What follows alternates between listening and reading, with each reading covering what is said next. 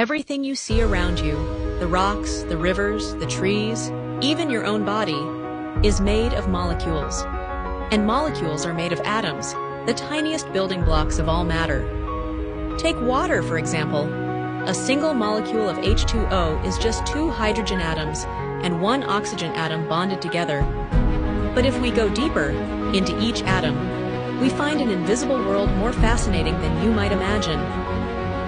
Every atom has 2 main parts, a dense core called the nucleus, and electrons that move around it.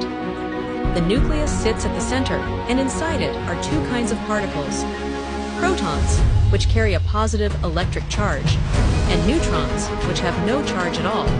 These particles are held tightly together by one of the most powerful forces in the universe, the strong nuclear force.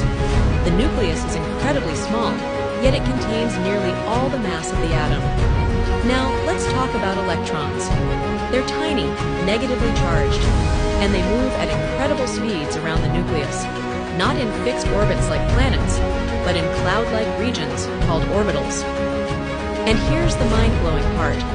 If an atom were the size of a stadium, the nucleus would be just a marble at the center. The rest? Almost entirely empty space.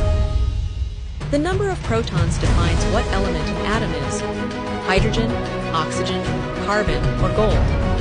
But it's the number and arrangement of electrons that determine how atoms behave, bond, or react. In a way, every material, every substance, every breath you take is shaped by the dance between a heavy center and weightless particles in motion. But even now, we haven't reached the bottom. Inside those protons and neutrons are even smaller pieces, particles so tiny, they're the closest we've come to finding the foundation of matter itself. Join us in the next episode.